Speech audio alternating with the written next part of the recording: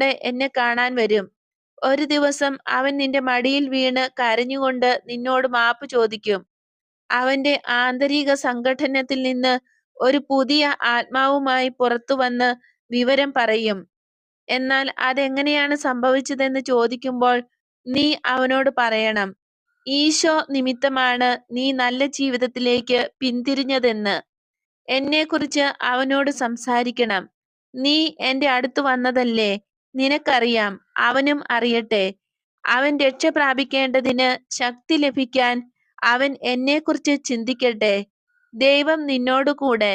വിശ്വാസമുണ്ടായിരുന്ന അമ്മയ്ക്കും പിന്തിരിഞ്ഞു വരുന്ന മകനും സന്തോഷവാനായിരിക്കുന്ന അപ്പനും അങ്ങനെ ഐക്യത്തിലെത്തിയ കുടുംബത്തിനും സമാധാനമുണ്ടാകട്ടെ. പൊയ്ക്കൊള്ളുക.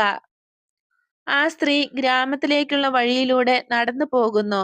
ദർശനം അവസാനിക്കുന്നു.